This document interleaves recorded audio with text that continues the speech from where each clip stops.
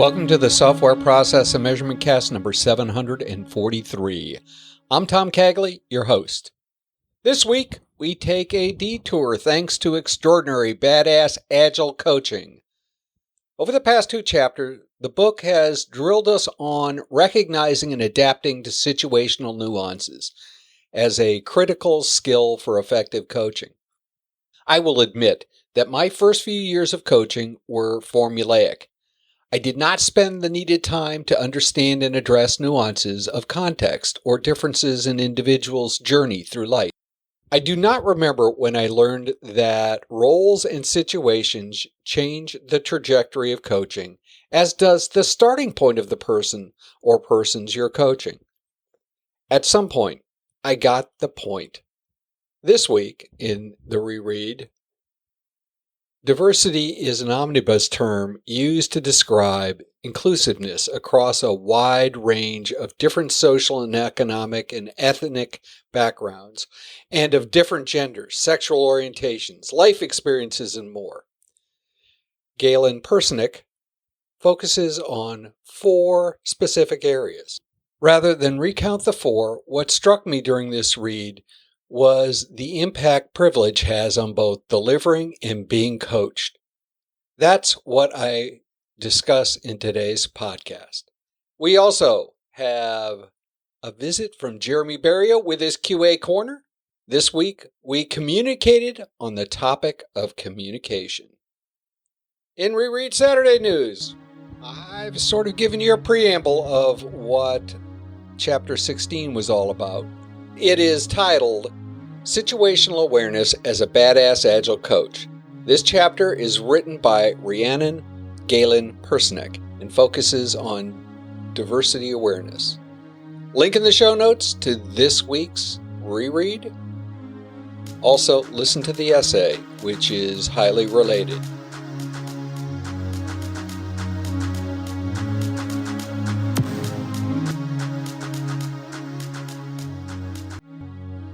One of the common themes in Extraordinary Badass Agile Coaching, our current Reread Saturday book, is the need to know yourself. Rhiannon Galen-Personick wrote this chapter and suggests beginning by using your journal to explore what you think when you hear or use the word diversity. Whether you journal or not, in my opinion, is less material than taking the time to introspectively explore your biases. In this case, around the topic of diversity. Knowing your biases can help you understand and compensate for them. Part of the introspection process, I have discovered, is to understand and come to terms with your privilege.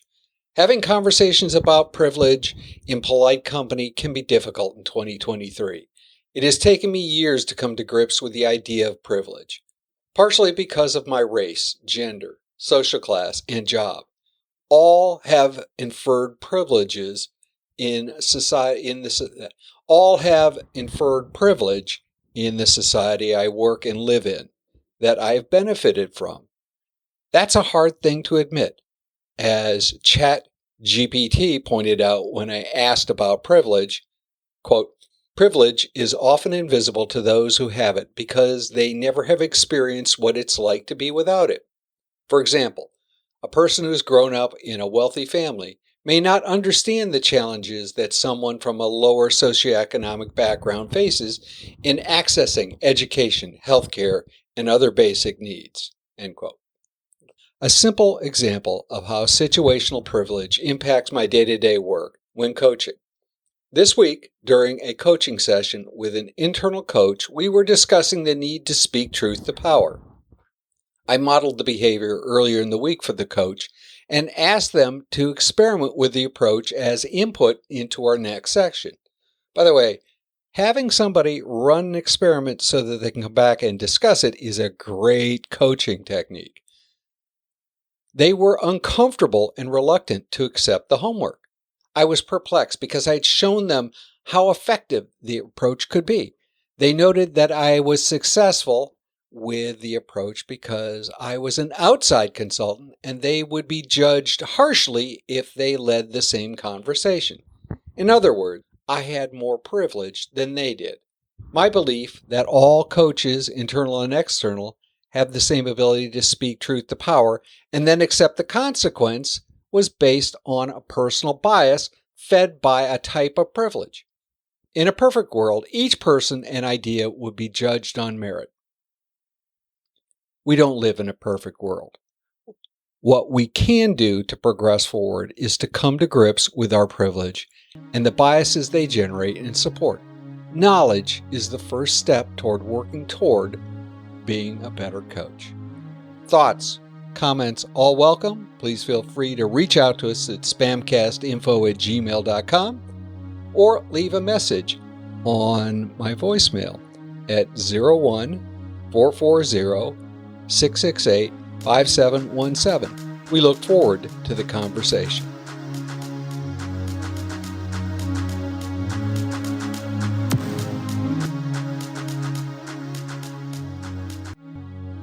Jeremy Barrio, welcome to the Software Process and Measurement Cast. Tom, it is a pleasure to always be here and have our discussions. You know, we record these in 3 packs, and generally it takes anywhere from 3 or 4 months for any individual one to actually pop up online. And so we're always really off on the weather. I think one of the ones about a month ago, we were discussing the amount of snow that we were getting. And, you know, it was definitely April, and at least in this hemisphere, it doesn't snow that much in April. It does sometimes, but it was different.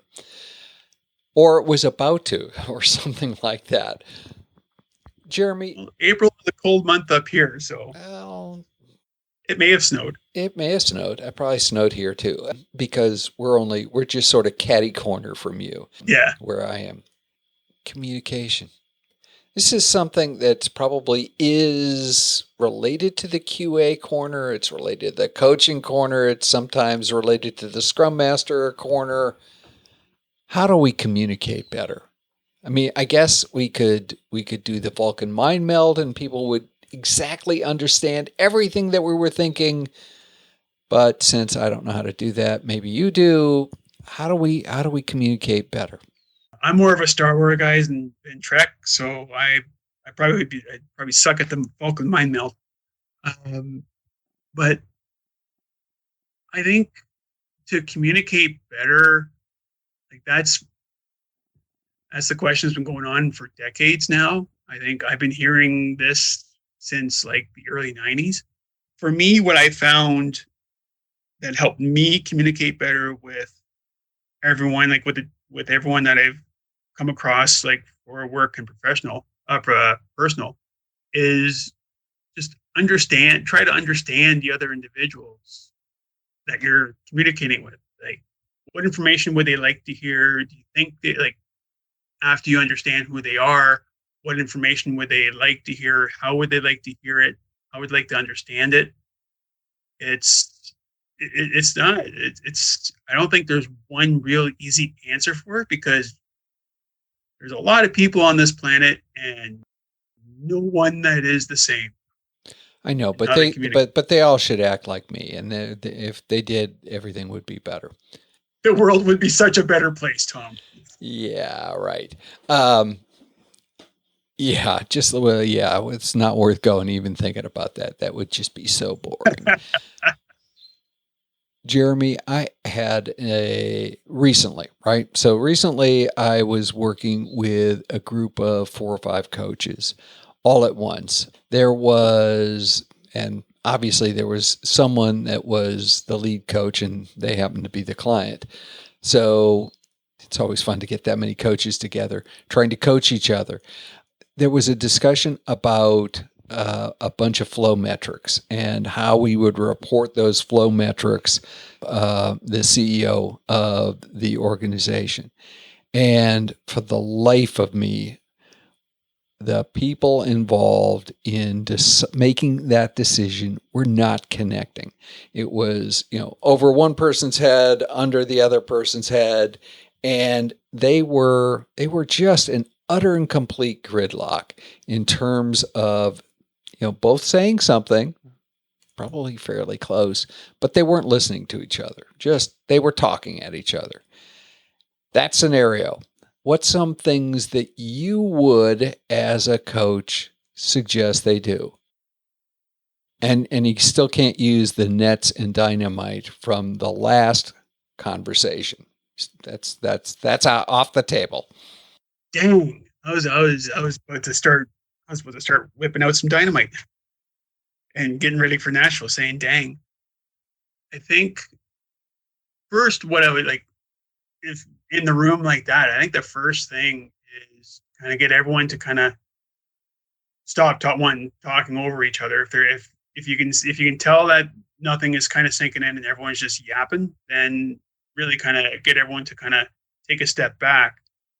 And like I'm a visual person. I like using visual tools and such.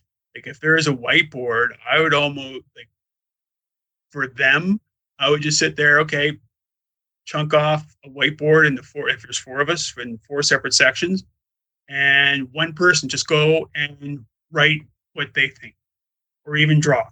They want to draw a graph, they want to do whatever, and then the next person and the next person and the next person.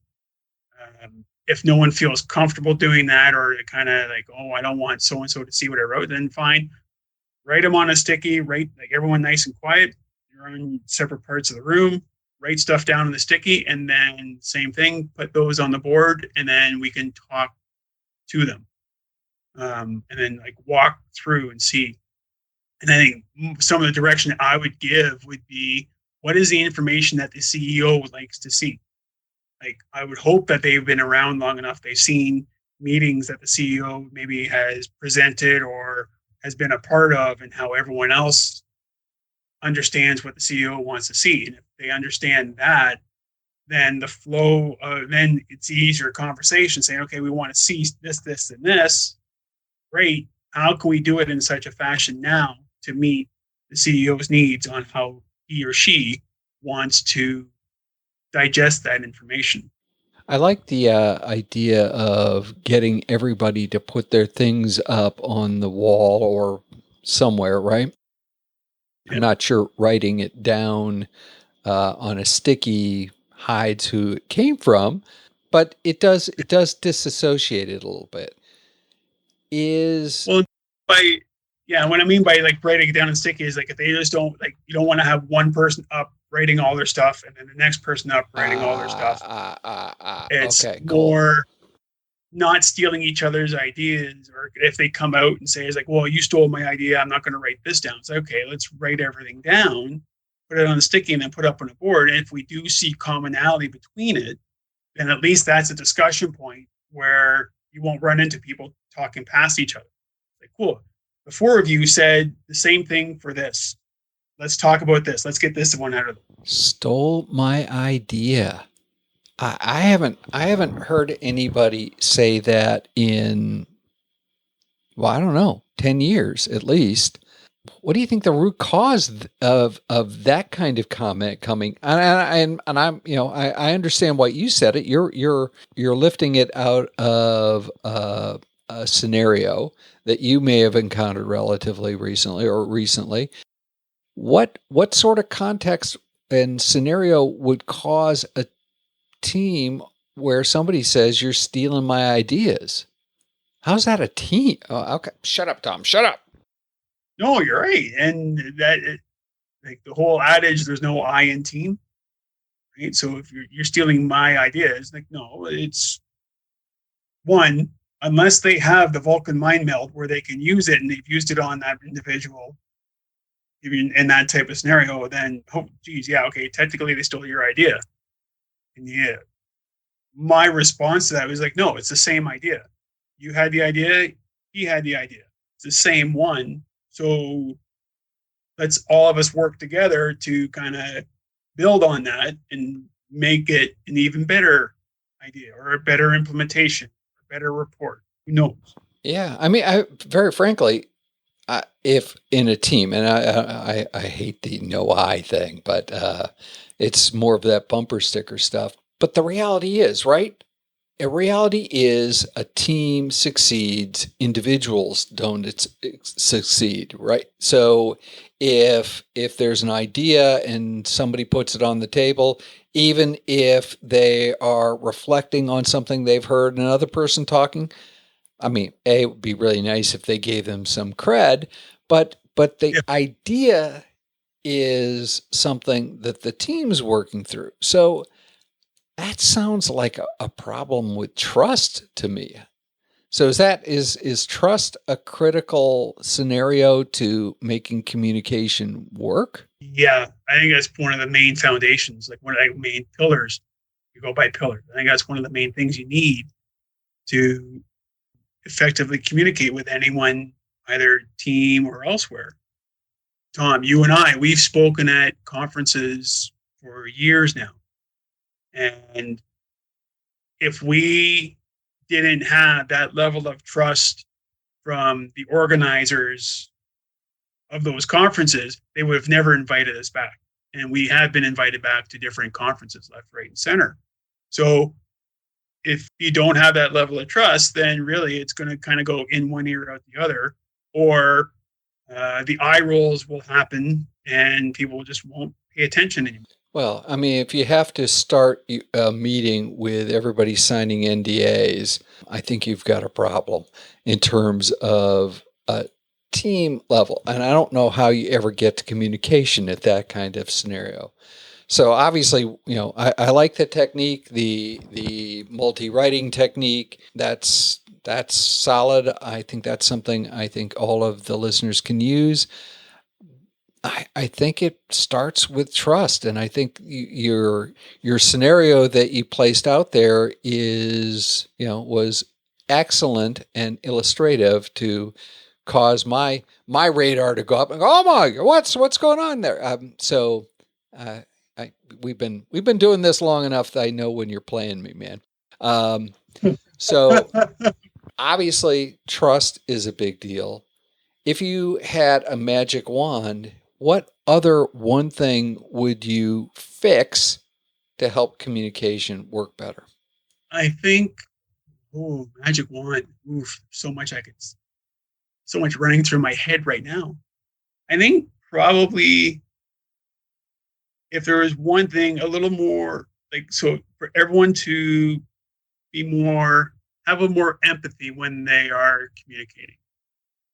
In that, and I'm not saying I'm not saying like a big warm fuzzy here, kumbaya, let's all have a hug type of deal. More understanding the individuals that you are communicating with and what you are saying and how it can be interpreted, but without being very robotic about it. Again, I go back to Tom, you and I, when we talk at conferences, we're not robots when we speak at conferences. Every speaking engagement, we put our personality out there with the information that we provide. We also ensure that the information we provide is digestible with a larger audience. We're not keeping our stuff geared towards like this type of persona, this type of individual. And we're open enough that we're like throughout, we say, it's like, you have any questions? Stop me. I'll answer whatever questions go on. And that, I think, and I know with the scores that I get back from reviews from the individuals of my speaking engagements, they're all high. They're all really good at what we do. Okay, that's I like the empathy. If people wanted to continue the conversation, how would they go about doing that? They can reach me through my website at barrioandassociates.com. I'm on LinkedIn. Do a search for Jeremy Barrio, Toronto.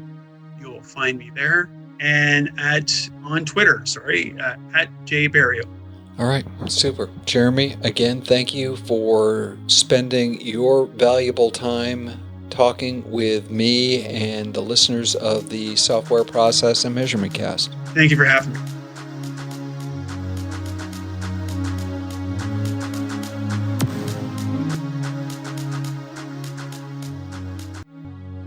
In the next Software Process and Measurement Cast, Nikhil Nandagopal.